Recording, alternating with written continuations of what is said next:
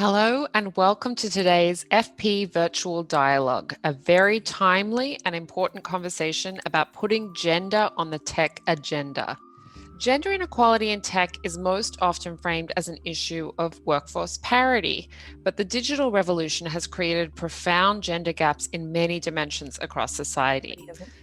People can take a lot of guff, but most of the attacks are at people of color and women, and they can get very, as in Gamergate and other times, get very dangerous, doxing and all kinds of stuff that really sends people off these platforms that are necessary to their jobs, right? You need to be online for your jobs.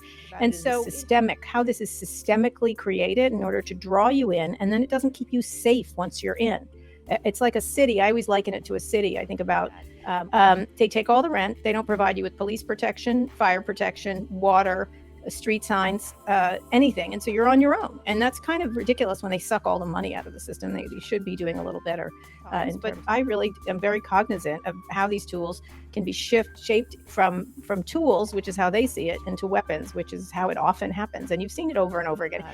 We wouldn't tolerate it in physical product. If a car just kept crashing and running over people, and being controlled by Russians who run over people, it just would be, you'd be like, we got to stop these Russian-controlled cars that are killing people, essentially. Primarily, I personally think that science should be primarily for the good of society, first and foremost, and then secondarily, profit, right?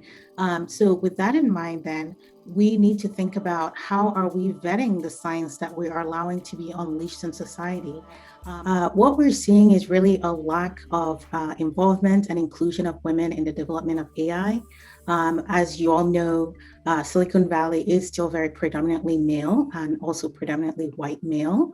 And so as a result, a lot of the decision making that go into the design of AI systems are not actually controlled by women, or women don't have as much input into the design features of those systems.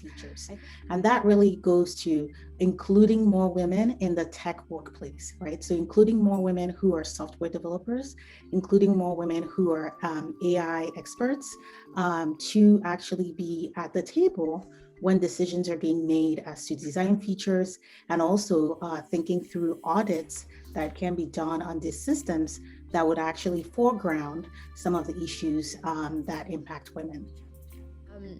It's interesting to see that some of the threats that we later considered to be really important national cybersecurity threats first manifested targeting women and targeting minorities. I'll take a very clear example, which is one that I've been very close to. When we think about disinformation, when we think about trolling, I started working on these issues prior to the 2016 election, and I was working with journalists and human rights activists, and every woman I was talking to was reporting, yes, of course, we do have cybersecurity issues, but we're very worried about the disinformation that's targeting us. We're very worried about the fake accounts. We're worried about the bots, and we think it's a significant threat to the work that we do. At the time, it was not considered to be a serious threat throughout Silicon Valley. We didn't talk about disinformation much, nor did we talk about information operations, right? This idea that governments could use fake accounts and troll farms to silence and harass their opponents and critics wasn't very much something that we focused on. That, of course, changed dramatically in 2016 because of the Russian interference campaign. But before it became a national security priority, before it became a big topic for cybersecurity, it was top of mind for every single woman and minority that I've interviewed and worked with who were frustrated about their concerns being ignored. Had we listened to that, had we prioritized the threats that they were describing, we would have had less of a blind spot in 2016. There are sort of two global conversations happening.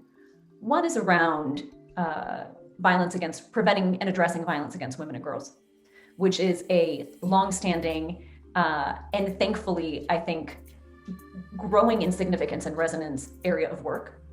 And then there is a separate sphere of conversations happening around internet regulation. Unfortunately, I feel like these two conversations are happening in parallel and are not overlapping. Right now, there's essentially a silent pandemic of abuse and harassment that is impacting 50% of the population. That they have sort of just accepted this low-level constant abuse and harassment as something that is inherent with interacting with technology. And at Bumble, we just think this is unacceptable.